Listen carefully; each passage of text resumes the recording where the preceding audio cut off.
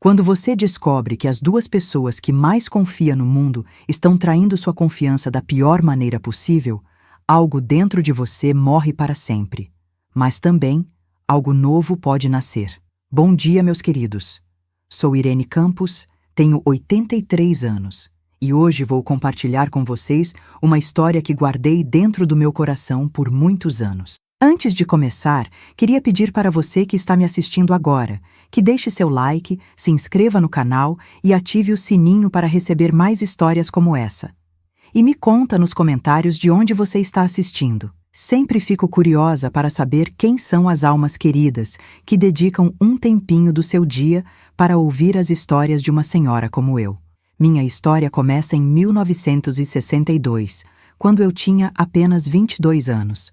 Naquela época, o Brasil era um lugar bem diferente do que é hoje. Nós, moças, éramos criadas para sermos boas esposas, boas mães, para mantermos a casa em ordem e cuidarmos da família. Casar virgem, de véu e grinalda era praticamente uma obrigação para uma moça de família, como diziam naquele tempo. Eu vivia com meus pais em uma casa simples, mas confortável, em um bairro de classe média. Meu pai trabalhava como contador em uma empresa têxtil e minha mãe cuidava da casa. Fui criada com valores tradicionais: respeito aos mais velhos, honestidade, fidelidade e, principalmente, a ideia de que o casamento era para toda a vida, até que a morte nos separe, como diz a promessa. Foi em uma quermesse da igreja que conheci o Mário. Ele era alto, de ombros largos, cabelos escuros penteados com brilhantina, como era moda na época, e um sorriso que iluminava qualquer ambiente. Ele tinha 25 anos e trabalhava em uma empresa de importação, um emprego que naquele tempo era considerado muito bom. Quando nossos olhos se encontraram pela primeira vez, senti algo que nunca tinha sentido antes. Meu coração bateu mais forte, minhas mãos ficaram geladas, e eu sabia, como só uma jovem apaixonada sabe, que ele seria importante na minha vida. O namoro seguiu como mandava o figurino daquela época. Sempre acompanhados, seja pelos meus pais, seja por alguma tia ou primo mais velho. Os encontros eram na sala da minha casa, com a porta aberta ou em passeios pela praça, sempre sob vigilância. Um beijo mais demorado já era motivo de escândalo. Como mudaram os tempos, não é mesmo? Hoje vejo meus netos com seus namorados e mal acredito na liberdade que eles têm. Durante o namoro, Mário me contou sobre sua história familiar, que tinha um quê de tragédia. Quando ele tinha apenas 5 anos, sua mãe faleceu de repente, de uma doença no coração. Foi um golpe terrível para a família. Poucos meses depois, seu pai, talvez buscando conforto na dor, conheceu outra mulher. O relacionamento deles foi rápido, e quando Mário tinha quase 7 anos, seu pai já havia se casado novamente, e eles tinham uma filha pequena, a Joana. Mário sempre falava de Joana com um carinho especial. Contava como tinha ajudado a cuidar dela quando era bebê, como a ensinou a andar, como a protegia dos meninos maldosos da vizinhança. Eu achava aquilo lindo. Um homem que demonstrava tanto amor pela irmã certamente seria um pai maravilhoso para nossos filhos. Eu pensava. Nos casamos em 1964. Foi uma cerimônia linda na igreja matriz da cidade, seguida de uma recepção no salão paroquial. Eu usei o vestido de noiva que minha mãe e minhas tias costuraram durante meses, com renda que minha avó guardava desde que eu nascera. O véu era emprestado de uma prima, que tinha se casado 2 anos antes. Mário estava elegantíssimo em seu terno escuro. Quando saímos da igreja sob uma chuva de arroz, eu me sentia a mulher mais feliz do mundo. Nossa casa era pequena, mas era nossa. Mário havia conseguido comprar com a ajuda do pai e um empréstimo do banco. Eu a decorei com tanto amor. Cortinas que eu mesma costurei. Alguns móveis que ganhamos de presente de casamento, outros que compramos aos poucos. A cozinha era meu orgulho, com armários pintados de azul claro e uma mesa de fórmica branca onde tomávamos café todas as manhãs. Os primeiros meses de casados foram como um sonho. Eu cuidava da casa, preparava as refeições preferidas de Mário, esperava ele voltar do trabalho com a roupa passada e a casa perfumada. À noite, conversávamos sobre o dia, fazíamos planos para o futuro, sonhávamos com os filhos que teríamos. Nas reuniões de família, éramos sempre elogiados como o casal perfeito. Mal sabiam eles. A família de Mário nos visitava com frequência. O pai dele, seu Antônio, era um homem sério, mas gentil. A madrasta, Dona Teresa, sempre me tratou bem, embora eu sentisse que havia uma certa distância entre nós. E havia Joana, que na época do nosso casamento tinha 19 anos. Ela era muito bonita, com os mesmos olhos escuros de Mário, sempre bem vestida, sempre sorridente. No início, eu gostava quando Joana vinha nos visitar. Ela era divertida, contava histórias engraçadas, trazia novidades sobre moda, sobre músicas. Eu não tinha irmãs, apenas um irmão mais velho que já morava em outra cidade, então apreciava a companhia feminina. Achava até que tínhamos nos tornado amigas. Mas com o passar do tempo, comecei a notar certas coisas. A forma como Joana olhava para Mário não me parecia normal para uma irmã. Os abraços que duravam um pouco mais do que deveriam. As conversas sussurradas quando achavam que eu não estava prestando atenção. Uma vez, entrei na sala de repente e tive a impressão de que eles se afastaram muito rapidamente. Na hora, afastei aquele pensamento. Era absurdo, era pecado até pensar em algo assim. Mas os sinais foram ficando mais evidentes. Joana começou a aparecer em nossa casa em horários estranhos, quando sabia que eu estaria na feira ou visitando minha mãe. Dizia que precisava falar com Mário sobre assuntos de família. Quando eu perguntava ao meu marido sobre o que tinham conversado, ele sempre dava respostas vagas. Dizia que era sobre o pai deles, sobre dinheiro, sobre coisas que não me interessariam. Comentei minhas suspeitas com minha mãe em uma tarde em que fui visitá-la. Ela me olhou com uma expressão séria e disse: "Minha filha, não crie problemas onde não existe. Os homens não gostam de mulheres ciumentas. Se quer manter seu casamento, cuide bem do seu marido e não fique inventando histórias." Guardei aquelas palavras comigo. Afinal, minha mãe estava casada havia mais de 30 anos e devia saber do que estava falando. Assim, fiz o que muitas mulheres daquela época faziam. Engoli meus medos, minhas dúvidas e continuei sendo a esposa perfeita. Até que, em fevereiro de 1965, descobri que estava grávida. Foi uma alegria imensa. Mário parecia tão feliz quanto eu. Começamos a planejar o quartinho do bebê, a pensar em nomes. Sentia que aquela criança iria fortalecer ainda mais nosso casamento. Em uma tarde de abril, voltei mais cedo de uma consulta médica. O doutor havia me liberado rapidamente porque precisou atender uma emergência. Eu estava ansiosa para contar a Mário que o médico disse que o bebê estava se desenvolvendo perfeitamente. Sabia que ele estaria em casa, pois tinha tirado a tarde de folga, dizendo que estava com dor de cabeça. Abri a porta da frente silenciosamente, pensando em fazer uma surpresa.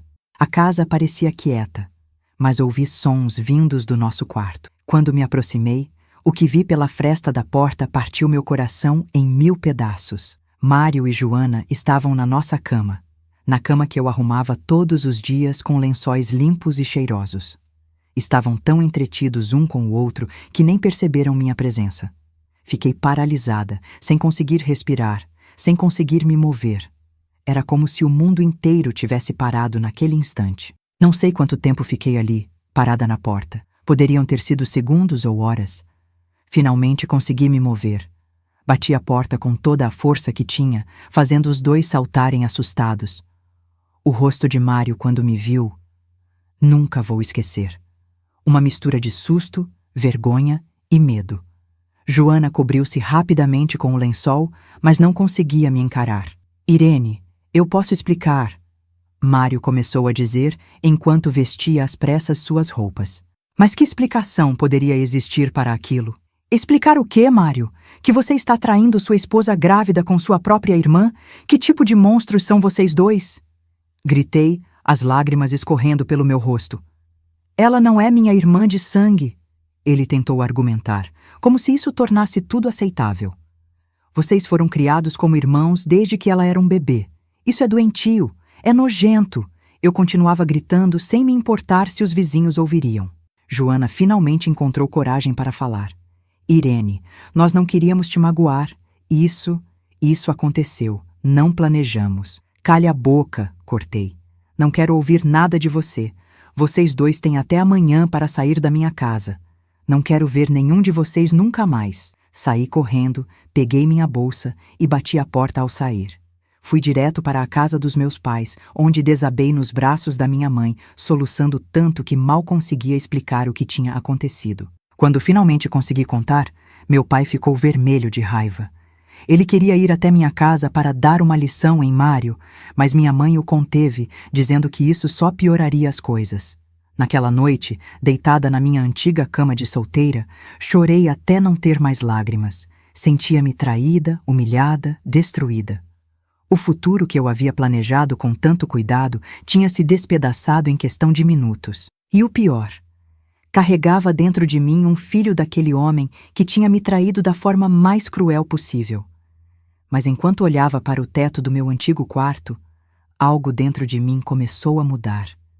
A dor ainda estava lá, imensa, sufocante, mas junto com ela surgiu uma faísca de raiva, de indignação. E foi essa faísca que me impediu de desmoronar completamente. Foi essa faísca que acendeu em mim a vontade de não ser apenas uma vítima, de não ser apenas mais uma mulher traída, que baixa a cabeça e aceita seu destino. Naquela noite, entre lágrimas e soluços, comecei a planejar minha vingança. Porque se eles pensavam que eu iria simplesmente desaparecer e deixá-los viver felizes, estavam muito enganados mesmo. Passei uma semana inteira na casa dos meus pais, praticamente sem sair do quarto. Minha mãe trazia as refeições na bandeja, preocupada com o bebê. Você precisa se alimentar, filha. Pense na criança, ela dizia. E era justamente pensando naquela criança que eu comecei a entender que precisava fazer algo. Mário apareceu algumas vezes, implorando para falar comigo. Meu pai o mandava embora com ameaças cada vez mais sérias. Na última vez, chegou a pegar a espingarda que guardava desde o tempo em que caçava com meu avô. Nunca tinha visto meu pai tão furioso. Numa tarde de domingo, sentada na varanda dos fundos da casa dos meus pais, observando o quintal onde brinquei a vida toda, tomei uma decisão. Não seria apenas mais uma mulher traída que aceita o destino e segue a vida de cabeça baixa. Não mesmo. Mário e Joana precisavam sentir o peso do que haviam feito. Não bastava apenas o meu sofrimento silencioso. Eles deveriam ser expostos, humilhados, assim como me senti humilhada. Mas eu sabia que precisava ser inteligente. Naquela época, em 1965, uma mulher separada era vista com maus olhos pela sociedade. Eu precisava garantir meu futuro e o do meu filho. Primeiro, voltei para minha casa. Mário havia saído, levado algumas roupas e estava, pelo que soube depois, hospedado na casa de um amigo. Joana, pelo menos, teve a decência de não aparecer mais. Quando entrei naquela casa que arrumei com tanto carinho, senti um aperto no peito. O lugar ainda tinha meu toque em cada canto, mas agora parecia contaminado, sujo pelas lembranças da traição. Respirei fundo, sequei as lágrimas e comecei a agir. Abri todos os armários de Mário. Revirei seus pertences, suas gavetas, seu criado mudo. Foi ali que encontrei o primeiro tesouro da minha vingança. Um maço de cartas amarradas com um cordão fino, escondidas embaixo de uma pilha de meias. Cartas de Joana para ele. Sentei na cama, depois de trocar todos os lençóis, é claro, e comecei a ler. As palavras de Joana eram de uma intimidade chocante. Falava de encontros secretos, de como precisavam esconder o que sentiam, de como sofria quando Mário estava comigo. Em uma das cartas ela escrevia: "Quando te vejo com ela, sinto meu coração se despedaçar. Por que precisamos viver nessa mentira? Quando poderei ter você só para mim?" Guardei todas as cartas com cuidado. Seriam minha primeira arma. Depois, procurei pelo telefone da casa de Joana. Sabia que ela morava sozinha desde que terminara os estudos, em um apartamento pequeno que o pai ajudava a pagar. Liguei para lá várias vezes, em horários diferentes, para ter certeza de quando ela estaria fora. Precisava entrar naquele apartamento. Consegui a chave com a própria Teresa, a madrasta. Fui visitá-la uma tarde, fingindo querer conselhos sobre a situação. Ela estava arrasada com o comportamento dos filhos. Me pediu perdão diversas vezes entre lágrimas. Quando mencionei que havia algumas coisas de Joana na minha casa que gostaria de devolver, mas não queria encontrá-la, Teresa me entregou a chave reserva que tinha. Deixe as coisas lá e me devolva a chave depois, disse ela. No dia seguinte, quando sabia que Joana estaria no trabalho, ela era secretária em um consultório médico, entrei no apartamento dela. Não me orgulho de ter invadido a privacidade de alguém, mas naquela altura, qualquer escrúpulo já tinha desaparecido. Procurei em todos os lugares possíveis até encontrar o que buscava. O diário dela. Um caderno de capa dura, verde escuro, com um pequeno cadeado que abri facilmente com um grampo. As páginas estavam repletas da letra caprichada de Joana, contando detalhes de sua vida e de seu relacionamento com Mário. Descobri que o caso deles começou pouco depois do meu noivado. Ela escrevia sobre como se aproximou de mim deliberadamente, fingindo amizade, apenas para ter mais acesso a Mário. Descrevia nossos encontros familiares, zombando da minha ingenuidade. Ela não percebe nada, é tão tola. Lia-se em uma das passagens. Senti náuseas ao ler aquilo tudo, mas continuei. Precisava conhecer a extensão da traição, precisava saber exatamente com quem estava lidando. Fiz algumas anotações das passagens mais comprometedoras e devolvi o diário ao seu lugar. Não o levei porque queria que ninguém soubesse de minha visita. Enquanto isso, comecei a me preparar para um futuro sem Mário. Matriculei-me em um curso de datilografia que acontecia nas tardes de terça e quinta. Foi difícil convencer meus pais a me deixarem fazer isso. Eles achavam que eu deveria me concentrar em salvar meu casamento. Mas fui firme. Preciso ter como sustentar meu filho caso fique sozinha, argumentei. No curso, conheci Clarice, uma mulher alguns anos mais velha que eu, separada do marido há 2 anos. Ela se tornou minha amiga e confidente, uma das poucas pessoas para quem contei toda a verdade. Foi Clarice quem me deu uma informação valiosa. Mário estava prestes a ser promovido na empresa onde trabalhava. Meu ex-cunhado trabalha lá, ela me contou. Disse que o Mário é o favorito para assumir a gerência do departamento de importação. Se conseguir, vai dobrar o salário e ganhar um carro da empresa. Aquela informação acendeu uma luz na minha mente. A empresa onde Mário trabalhava, a importadora Soares em Filhos, era conhecida por seu dono extremamente conservador e religioso, o velho Soares. Diziam que ele demitiu um funcionário só porque soube que o homem estava vivendo com uma mulher sem ser casado. Não emprego gente sem moral, ele teria dito. Também descobri, através de uma vizinha fofoqueira, que Joana estava de noivado marcado com Rodrigo, filho do Dr. Mendes, um político influente da região.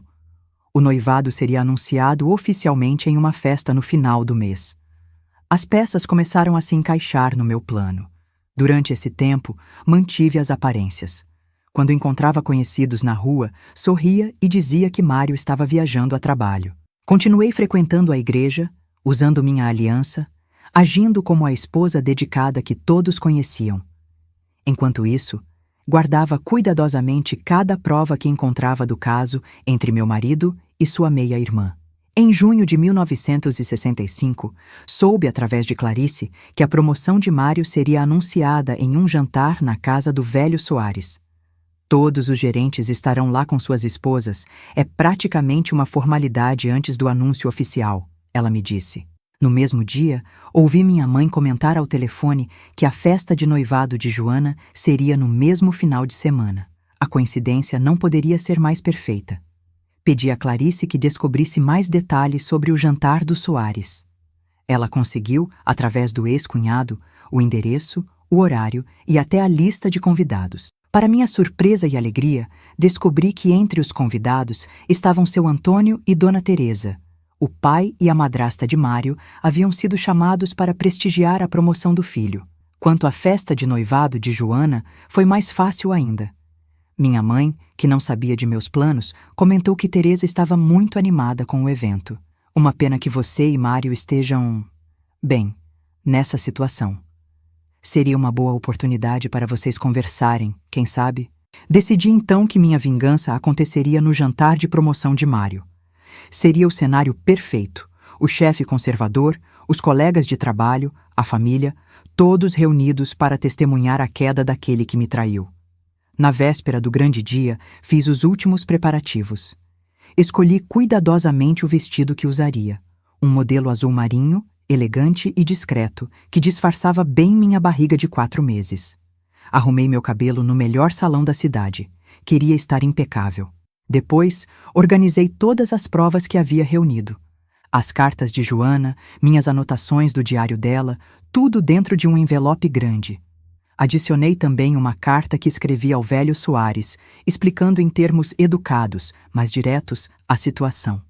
Na manhã do jantar, liguei para Mário. Foi a primeira vez que falei com ele diretamente desde a descoberta da traição. Precisamos conversar sobre o bebê, disse mantendo a voz calma. Estarei no jantar do Sr. Soares hoje à noite. Houve um silêncio do outro lado da linha antes que ele respondesse surpreso. Como você sabe do jantar? Isso importa? Estarei lá. Se você realmente se importa com seu filho, me encontre antes às 7 para conversarmos. Ele concordou, parecendo aliviado por eu ter mencionado o bebê. Provavelmente pensou que eu queria uma reconciliação, que tinha desistido da ideia de separação. Mal sabia ele. À tarde, vesti-me com cuidado, maquiei-me como se fosse para uma festa normal. Minha mãe me observava com esperança nos olhos. Você vai tentar fazer as pazes com ele? Perguntou. Respondi apenas com um sorriso enigmático. Antes de sair, peguei o envelope com as provas e o coloquei na bolsa. Meu coração batia forte, uma mistura de nervosismo e determinação. Sabia que o que estava prestes a fazer mudaria minha vida para sempre, mas não havia volta.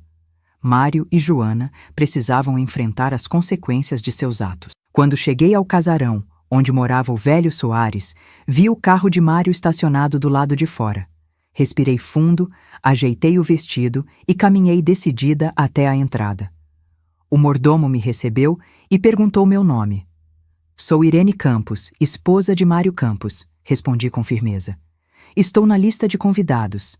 Ele consultou a lista e assentiu, abrindo a porta para que eu entrasse. O som de conversas e risos enchia o ar, misturado ao tilintar de taças e ao suave fundo musical.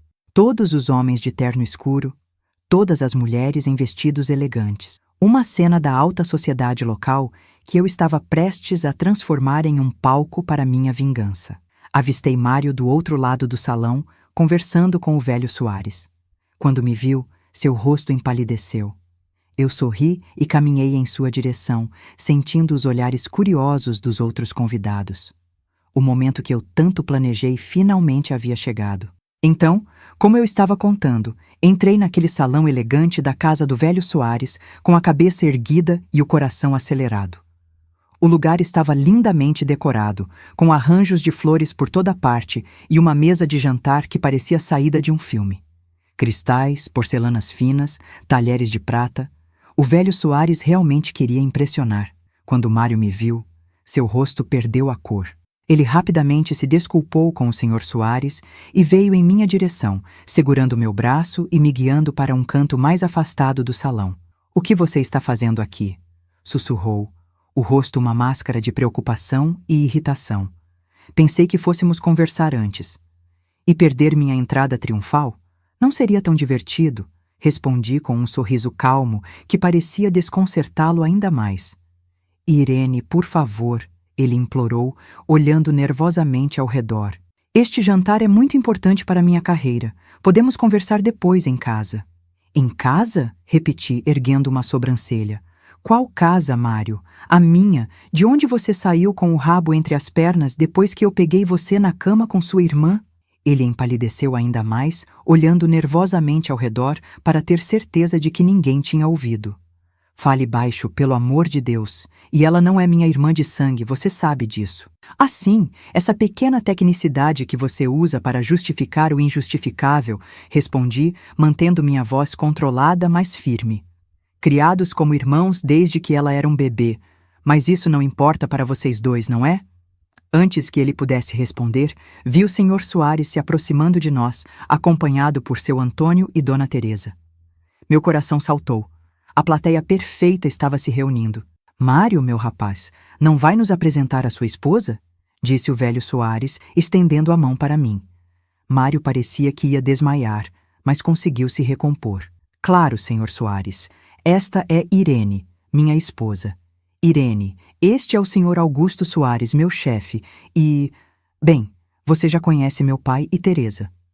Apertei a mão do senhor Soares com firmeza. Era um homem alto, de cabelos grisalhos e postura imponente, o tipo de pessoa que está acostumada a comandar. É um prazer finalmente conhecê-lo, senhor Soares. Mário fala muito bem do senhor. O prazer é meu, minha querida. Seu marido é um dos meus funcionários mais promissores. Estou muito feliz que tenha podido vir esta noite. Sorri educadamente, enquanto meus olhos encontravam os de Teresa.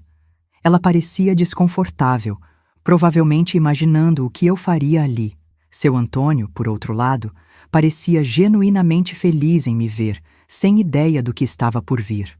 Mário me disse que vocês estão esperando um bebê. Parabéns, continuou o senhor Soares.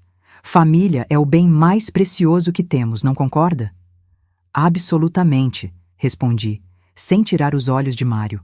Nada é mais importante que a família e a lealdade dentro dela. Percebi Mário engolindo em seco. O senhor Soares, alheio à atenção, continuou. Bem, vamos nos juntar aos outros convidados. O jantar será servido em breve, e depois tenho um anúncio importante a fazer. Enquanto caminhávamos de volta ao centro do salão, notei a chegada de mais convidados. Entre eles, para minha surpresa e deleite, estava Joana, acompanhada por um rapaz alto e bem vestido que presumi ser Rodrigo, seu noivo. Ela não me viu de imediato, ocupada em sorrir e cumprimentar as pessoas, exibindo o anel de noivado. Sua irmã também foi convidada? Perguntei a Mário, observando seu rosto empalidecer ainda mais. Eu não sabia que ela viria, gaguejou. Deve ser porque papai foi convidado. Que conveniente, murmurei. A família toda reunida para seu grande momento. O jantar começou a ser servido. Sentei-me ao lado de Mário, como era esperado de uma esposa devotada. Joana estava do outro lado da mesa, algumas cadeiras adiante, ao lado de seu noivo. Quando finalmente me viu, quase engasgou com o vinho que bebia. Nossos olhares se cruzaram por um momento. O dela em pânico, o meu calmo e determinado. A refeição prosseguiu com conversas amenas sobre política, negócios e trivialidades. Participei educadamente, elogiando a comida, sorrindo nos momentos certos, agindo como a perfeita esposa de um executivo em ascensão. Mário, ao meu lado, mal tocava em sua comida, bebendo mais vinho do que o habitual. Joana também parecia ter perdido o apetite, lançando olhares nervosos em nossa direção quando achava que ninguém estava observando. Finalmente, depois da sobremesa, o senhor Soares se levantou, segurando sua taça para um brinde. O momento havia chegado. Senhoras e senhores, agradeço a presença de todos nesta noite especial. Como vocês sabem, a importadora Soares em Filhos tem crescido continuamente nos últimos anos, graças ao trabalho árduo e à dedicação de funcionários exemplares. Enquanto ele falava, abri discretamente minha bolsa, retirando o envelope que havia preparado. É com grande satisfação que anuncio hoje a promoção de Mário Campos ao cargo de gerente do Departamento de Importação, continuou o senhor Soares. Mário tem demonstrado não apenas competência profissional, mas também valores pessoais que prezamos em nossa empresa. Honestidade, lealdade e respeito à família. Houve uma rodada de aplausos. Mário se levantou, forçando um sorriso, enquanto gotas de suor brilhavam em sua testa. Obrigado, senhor Soares. É uma honra, começou ele. Perdoe-me, interrompi, levantando-me também. Mas antes que meu marido faça seu discurso de agradecimento, eu gostaria de dizer algumas palavras. Um silêncio surpreso caiu sobre a mesa. Mário me olhou em pânico, mas mantive meu sorriso sereno. Como esposa de Mário, tenho acompanhado de perto sua dedicação ao trabalho. Comecei, minha voz clara e firme. E é verdade que valores como honestidade e lealdade são fundamentais, não apenas nos negócios, mas na vida pessoal. O senhor Soares assentiu, aparentemente satisfeito com minhas palavras, sem ideia do que estava por vir. No entanto, continuei, sinto que devo compartilhar com todos vocês uma história sobre confiança e traição. Vi o rosto de Mário se contrair em horror. Joana, do outro lado da mesa, parecia prestes a desmaiar. Esta história começa com uma jovem de 22 anos, apaixonada e ingênua, que acreditava ter encontrado o homem de sua vida. Ela se casou, sonhando com uma família feliz, sem saber que seu marido já estava envolvido em um relacionamento proibido, com a própria meia-irmã. Houve suspiros chocados ao redor da mesa. Os olhos do Sr. Soares se arregalaram. Seu Antônio engasgou com o vinho, e Dona Teresa cobriu a boca com a mão. Talvez vocês pensem que estou contando uma história de novela, continuei, mas infelizmente é a minha própria história. E tenho provas. Abri o envelope e comecei a passar as cartas de Joana para Mário pelo lado da mesa, começando pelo Sr. Soares. Estas são cartas escritas por Joana para meu marido. Cartas de amor, cartas descrevendo encontros secretos, cartas falando sobre como enganar a esposa tola. Para continuar em seu caso. Enquanto as cartas circulavam, retirei do envelope minhas anotações do diário de Joana. E estas são passagens do diário íntimo de Joana, onde ela descreve como se aproximou de mim deliberadamente, fingindo amizade, apenas para ter mais acesso ao meu marido. Como ria da minha ingenuidade. Virei-me para Rodrigo, o noivo de Joana, que olhava as cartas com uma expressão de nojo e incredulidade. Sinto muito que você tenha que descobrir o caráter de sua noiva desta forma, Rodrigo. Ninguém merece ser enganado assim. Depois, olhei para o Sr. Soares, que lia as cartas com o rosto vermelho de indignação. Sr. Soares, o senhor falou sobre valores, sobre honestidade e respeito à família. Pergunto-me se um homem que trai a esposa grávida com a própria irmã realmente incorpora os valores que o senhor preza. O salão estava em completo silêncio. Mário, pálido como um fantasma, tentou falar. Irene, por favor, estou grávida de 4 meses, continuei, ignorando-o, minha mão repousando suavemente sobre a barriga. E pretendo criar meu filho longe desta família doentia. Uma família onde irmãos se tornam amantes, onde a traição é escondida sob sorrisos falsos e abraços fraternos. Teresa estava chorando abertamente agora. Seu Antônio havia se levantado, o rosto contorcido em uma mistura de raiva e dor. Como vocês puderam? Gritou para os filhos. Como puderam fazer algo tão aberrante? Joana tentou se explicar, mas as palavras não saíam. Seu noivo já tinha se afastado dela, sacudindo a cabeça em desgosto. O Sr. Soares se levantou, a face vermelha de fúria. Mário Campos, considere-se desligado da importadora Soares em Filhos. Não emprego homens sem caráter. Virei-me para Mário uma última vez. Você escolheu sua irmã em vez da sua esposa e do seu filho. Agora viva com essa escolha. Com isso, peguei minha bolsa e caminhei em direção à saída, de cabeça erguida, sentindo os olhares de todos me acompanhando. Quando cheguei à porta, me virei para uma última olhada no caos que havia criado. Mário estava sentado, a cabeça entre as mãos. Joana chorava, enquanto seu noivo saía apressadamente do salão. Seu Antônio gritava com os 2 filhos, e Teresa tentava acalmá-lo em vão. O Sr. Soares conversava com seus outros convidados, provavelmente tentando salvar o que restava de sua festa arruinada. Saí para a noite fresca de junho, respirando profundamente. Um peso enorme havia saído dos meus ombros. Sim, o futuro ainda era incerto. Sim, eu ainda estava grávida e em breve seria uma mãe solteira, em um tempo em que isso era um estigma. Mas naquele momento, senti uma paz que não experimentava desde que descobrira a traição. Eles tinham sido expostos. Tinham perdido a máscara de respeitabilidade. E eu tinha recuperado minha dignidade. No táxi a caminho da casa de meus pais, refleti sobre o que havia feito. Não sentia remorso, não sentia culpa. Sentia apenas a certeza de que havia feito o que precisava ser feito. Mário e Joana haviam plantado sementes de traição e agora colhiam as consequências. Na manhã seguinte, a história já corria pela cidade. Minha mãe voltou do mercado escandalizada com os comentários que ouvira. Você destruiu a reputação daquela família, exclamou.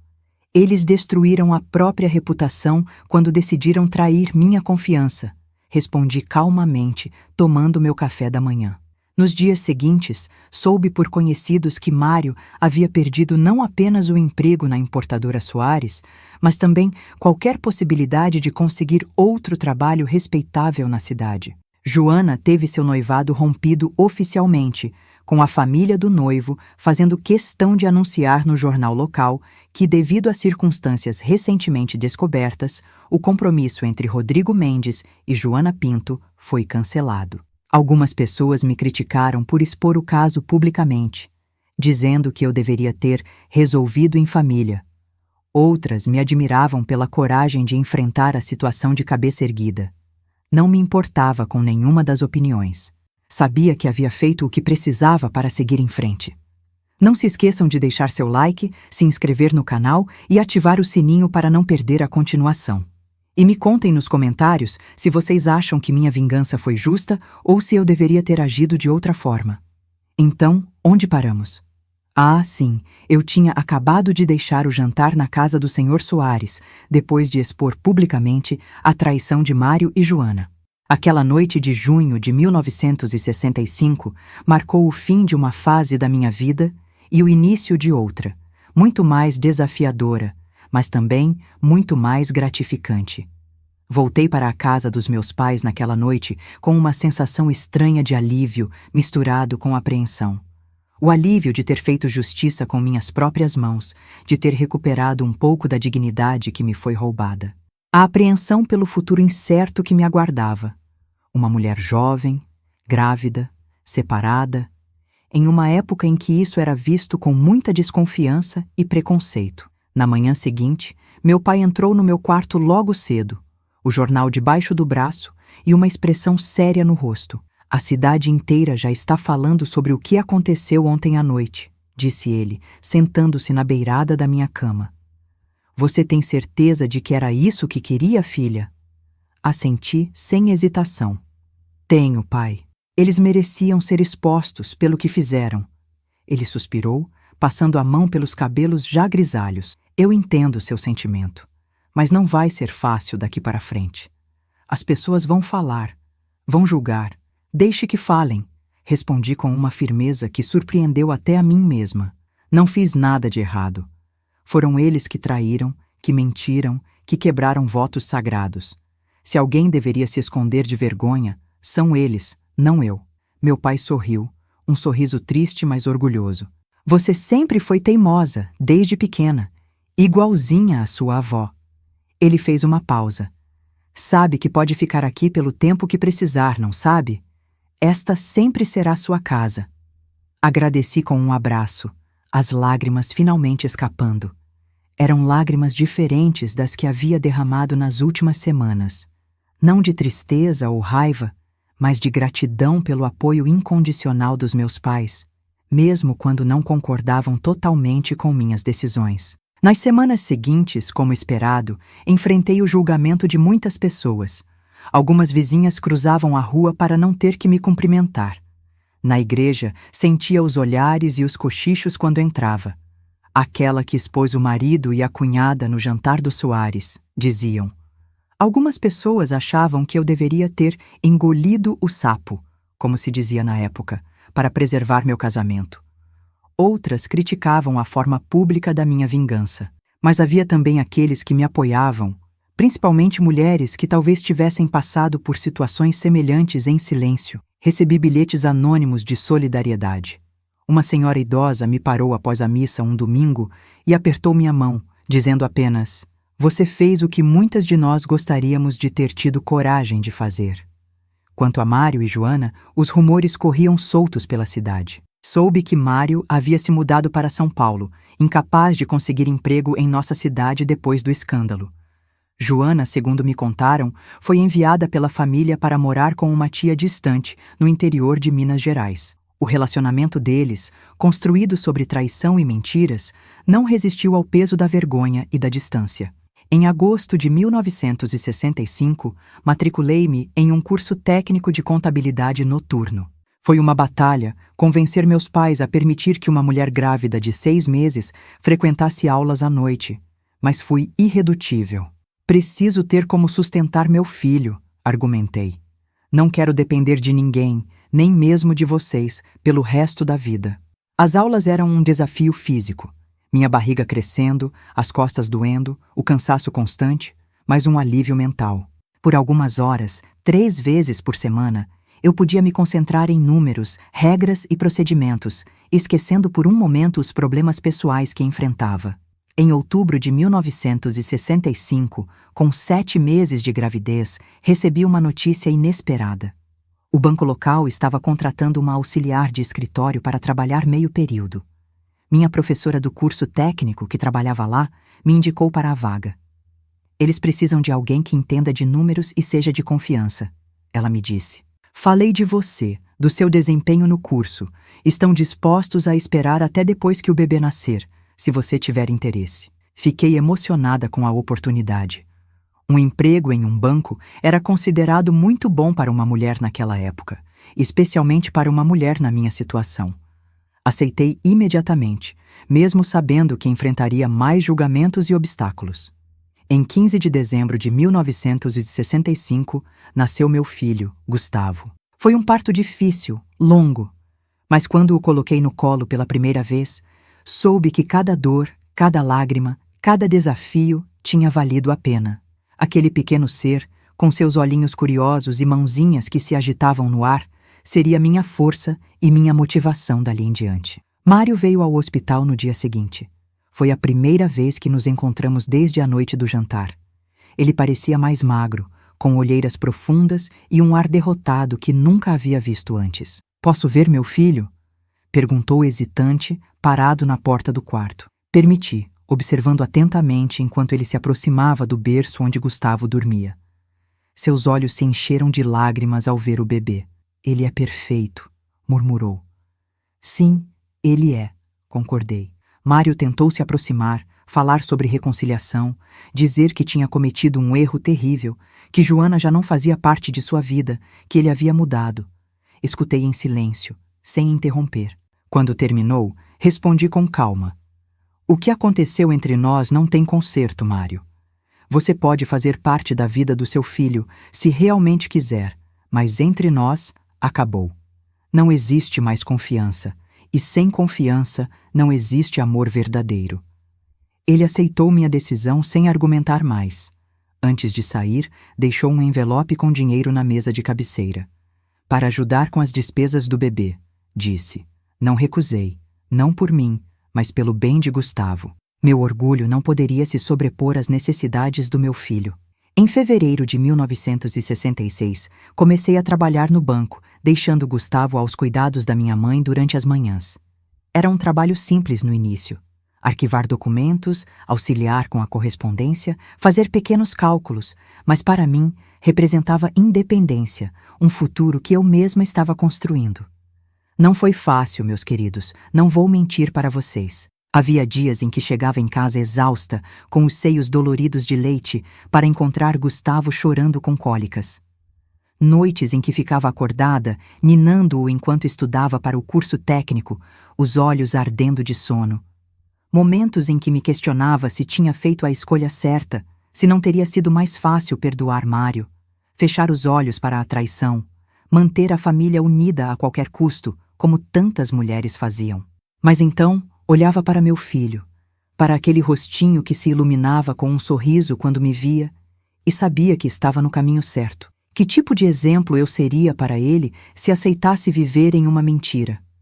Que lições sobre respeito, dignidade e amor próprio poderia ensinar se eu mesma não os praticasse? Os anos foram passando.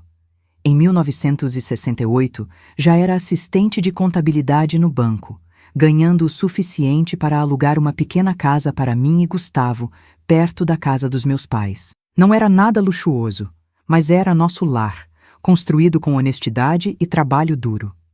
Mário continuava mandando dinheiro mensalmente para Gustavo e o visitava ocasionalmente, embora suas visitas fossem se tornando cada vez mais raras com o tempo.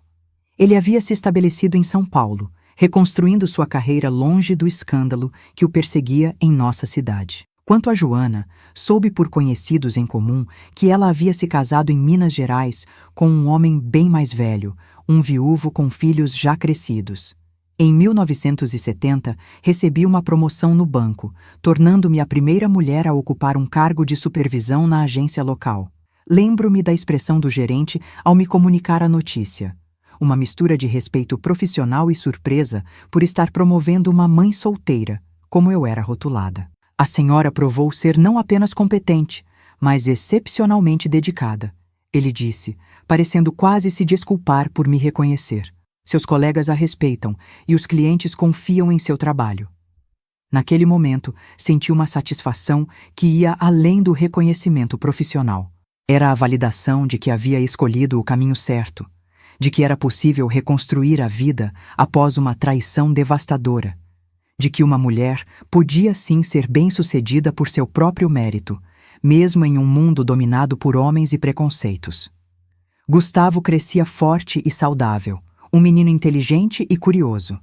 Às vezes ele perguntava sobre o pai, sobre por que não morávamos todos juntos como as famílias de seus amigos.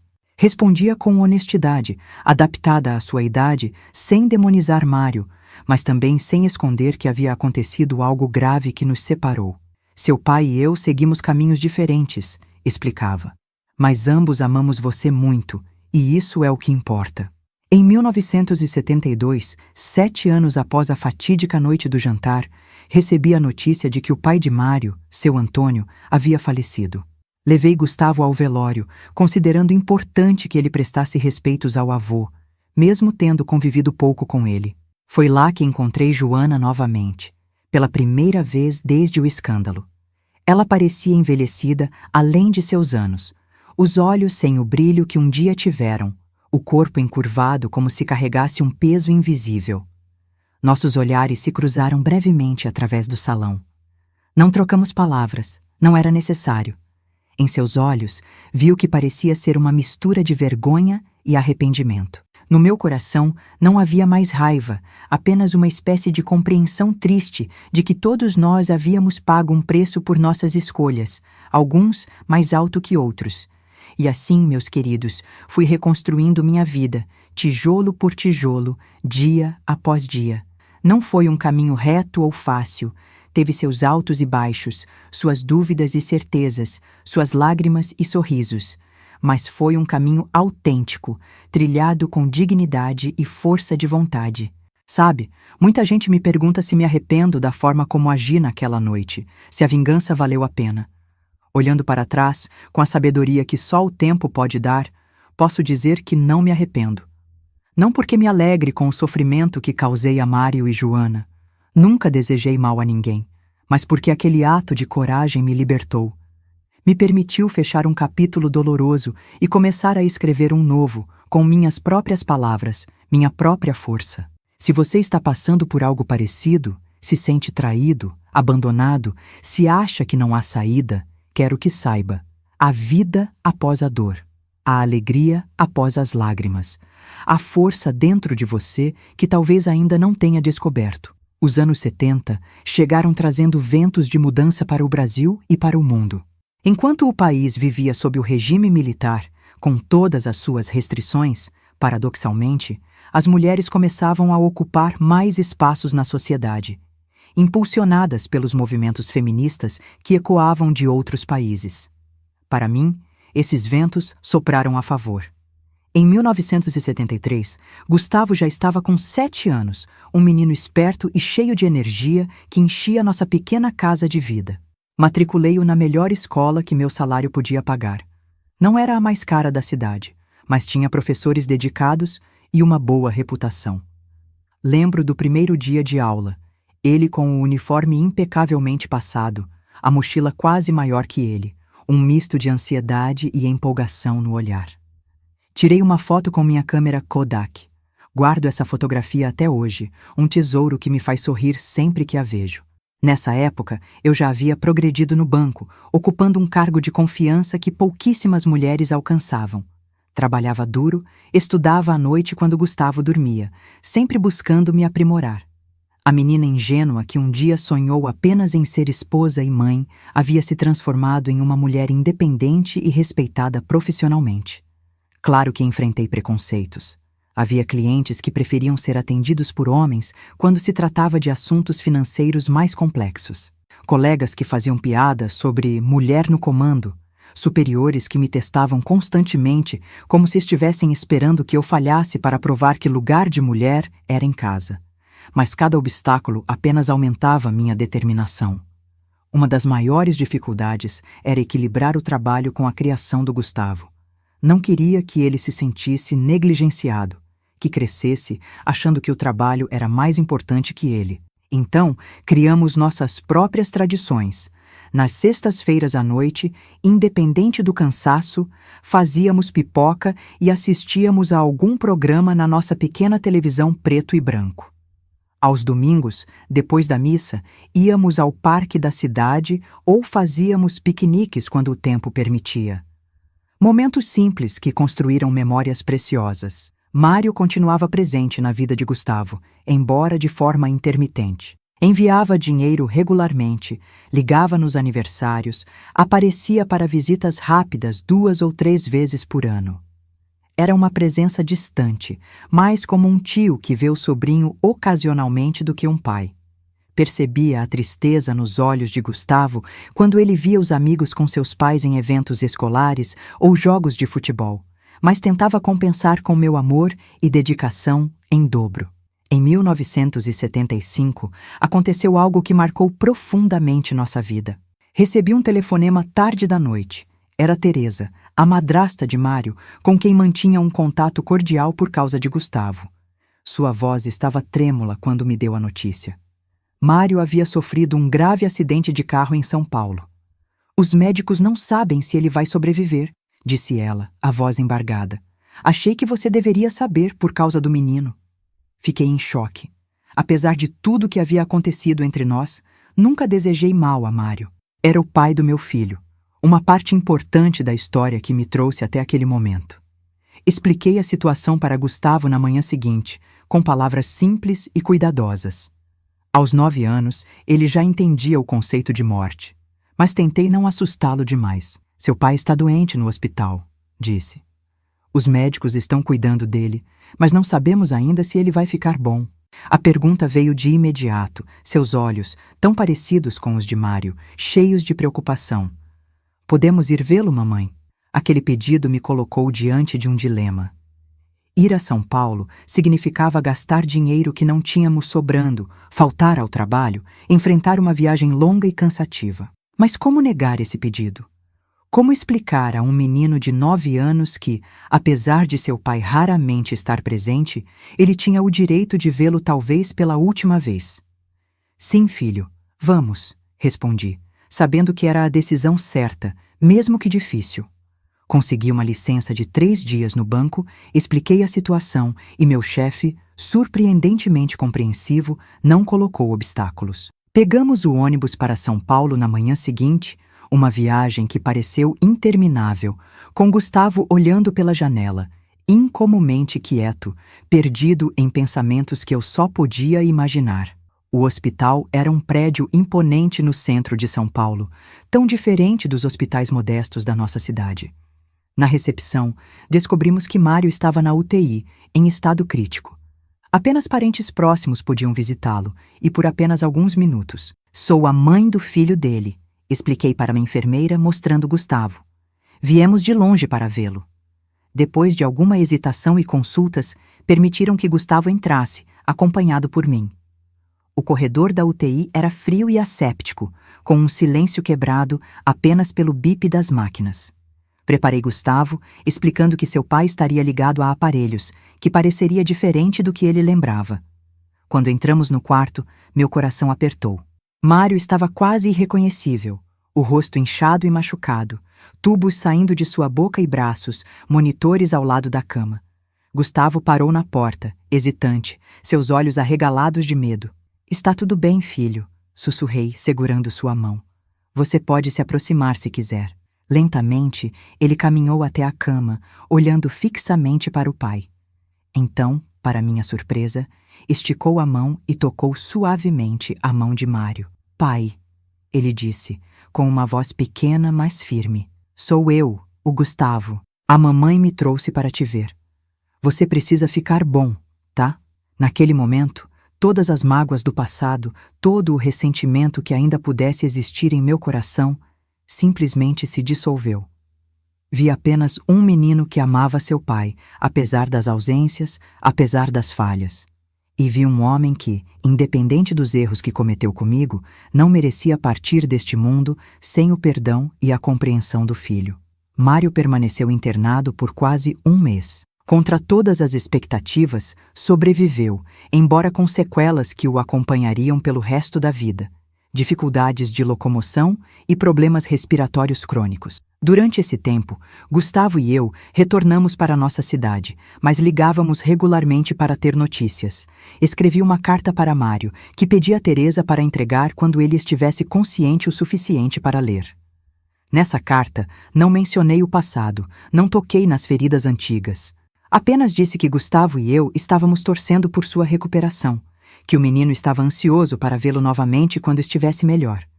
Era uma carta de paz, não de reconciliação romântica, mas de aceitação do que não podíamos mudar e valorização do que ainda tínhamos, a conexão através de nosso filho.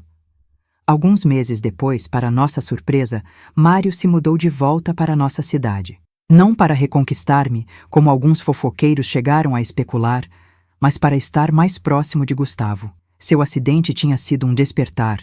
Ele me disse em uma conversa franca que tivemos. Percebeu quanto tempo havia perdido, quanto do crescimento do filho havia perdido por mágoa, vergonha e distância. Não estou pedindo para voltarmos, ele esclareceu, vendo talvez uma preocupação em meus olhos. Sei que esse barco zarpou há muito tempo. Só quero ser um pai melhor para o Gustavo, pelo tempo que me resta. Aceitei essa nova configuração com cautela, mas também com esperança. Gustavo merecia ter seu pai presente, conhecê-lo verdadeiramente, não apenas através de visitas esporádicas e presentes de aniversário enviados pelo correio. Mário alugou uma casa não muito longe da nossa, adaptada para suas novas limitações físicas. Começou a passar mais tempo com Gustavo, ajudando-o com as lições de casa, assistindo a seus jogos de futebol da escola, mesmo que das arquibancadas, devido à dificuldade para ficar em pé por muito tempo, ensinando-o a jogar xadrez. Uma relação pai e filho estava finalmente se construindo, tardia, mas genuína. Em 1977, quando a lei do divórcio foi finalmente aprovada no Brasil, Mário e eu oficializamos legalmente o que já era uma realidade há anos. Não houve drama, apenas a assinatura de papéis que encerraram formalmente um capítulo de nossas vidas. Lembro-me de sair do cartório com uma sensação estranha de encerramento, como se um ciclo que começou naquela tarde terrível de 1965, quando encontrei Mário e Joana juntos, finalmente se completasse. Quanto a Joana, soube por Teresa que ela havia se divorciado do marido mais velho em Minas Gerais e se mudado para o Rio de Janeiro, onde recomeçou a vida longe dos olhares e cochichos que a perseguiram por anos. Não senti alegria nem tristeza com essa notícia, apenas a certeza de que todos nós, de alguma forma, estávamos seguindo em frente, carregando nossas cicatrizes, mas também nossas lições. Os anos 80 chegaram trazendo mais mudanças. Gustavo, agora um jovem de 15 anos, estava se preparando para o vestibular, sonhando em estudar engenharia. Eu havia sido promovida a gerente da agência do banco, a primeira mulher a ocupar esse cargo na região. Nossa vida era estável, confortável, muito diferente da incerteza que enfrentei quando decidi criar meu filho sozinha. Em 1983, conheci Carlos, um professor de matemática da escola de Gustavo, viúvo há alguns anos, com filhos já adultos. Começamos como amigos, compartilhando preocupações sobre o desempenho escolar de Gustavo, que, para ser honesta, era excelente em quase tudo, exceto matemática. Aos poucos, essa amizade floresceu em algo mais. Aos 43 anos, eu não esperava me apaixonar novamente. Achava que essa parte da minha vida estava encerrada, que meu coração estava ocupado demais com amor maternal para abrir espaço para um amor romântico. Mas Carlos entrou em minha vida com sua gentileza, sua inteligência, seu respeito pelo meu passado e minhas escolhas. Nosso relacionamento avançou lentamente, com a cautela de dois adultos que já haviam experimentado tanto a alegria quanto a dor que o amor pode trazer. Gustavo, inicialmente reservado, talvez temendo que um novo homem em minha vida diminuísse de alguma forma sua relação com Mário, gradualmente passou a apreciar Carlos, especialmente quando suas notas em matemática começaram a melhorar graças à ajuda do professor. Em 1985, Carlos me pediu em casamento. Foi um pedido simples, sem grandes gestos, apenas uma pergunta sincera durante um jantar em minha casa, após Gustavo ter ido dormir. Pedi um tempo para pensar, não porque tivesse dúvidas sobre meus sentimentos, mas porque precisava considerar todos os aspectos dessa decisão, especialmente como isso afetaria Gustavo. Conversei abertamente com meu filho, então com 19 anos e prestes a começar a faculdade. Mãe, você dedicou sua vida a mim por todos esses anos, ele disse, com uma maturidade que me encheu de orgulho. Agora é hora de pensar em você, em sua felicidade. Se Carlos te faz feliz, então estou feliz por vocês. Emocionada com suas palavras, abracei meu filho, que agora era mais alto que eu, um jovem homem no limiar de sua própria vida adulta. Nosso casamento foi uma cerimônia íntima, apenas família e amigos próximos. Para minha surpresa, Mário compareceu, apoiado em sua bengala, trazendo um presente e votos sinceros de felicidade. Esse gesto simbolizou para mim quanto todos nós havíamos crescido, quanto havíamos aprendido a deixar o passado para trás. Os anos seguintes foram de uma felicidade tranquila e madura. Carlos e eu construímos uma relação baseada em respeito mútuo, companheirismo e admiração. Gustavo se formou em engenharia, conseguiu um bom emprego em uma multinacional, eventualmente se casou e me deu 2 netos maravilhosos que são a luz dos meus olhos até hoje. Mário faleceu em 1998, aos 59 anos, consequência dos problemas de saúde que o acidente havia deixado. Gustavo e eu estivemos ao seu lado nos últimos dias, uma família que encontrou uma forma diferente de existir, marcada por feridas antigas, mas também por um amor que transcendeu os erros e as mágoas. E assim, meus queridos, chego ao final desta história. Uma história que começou com traição e dor, mas que se transformou em uma jornada de autodescobrimento, coragem e, eventualmente, perdão. Não o perdão que apaga ou ignora o erro, mas aquele que liberta, que permite seguir em frente sem o peso do ressentimento. Olhando para trás, aos 83 anos, com uma vida plena de experiências, posso dizer que aquela tarde terrível de 1965, quando encontrei Mário e Joana juntos, foi um ponto de virada. Poderia ter me destruído, poderia ter me transformado em uma mulher amargurada e desconfiada. Em vez disso, tornou-me mais forte, mais independente, mais consciente de meu próprio valor. Se você está passando por um momento difícil, uma traição, uma decepção que parece grande demais para suportar, quero que saiba: há vida além da dor. Há um futuro esperando por você, talvez diferente do que imaginou, mas não menos valioso. A vida raramente segue o roteiro que planejamos. Mas nas reviravoltas, nas surpresas, nas quedas e nos recomeços é que encontramos nossa verdadeira força. Obrigada por acompanharem minha história até aqui. Espero que ela tenha tocado seus corações de alguma forma, que tenha trazido um pouco de esperança ou conforto. Não se esqueçam de deixar seus comentários contando o que acharam e, se tiverem suas próprias histórias de superação, adoraria conhecê-las. Deixem seu like, se inscrevam no canal e ativem o sininho para não perderem meus próximos vídeos, onde continuarei compartilhando histórias e lições que aprendi em minha longa jornada neste mundo. Até a próxima, meus queridos. Fiquem com Deus.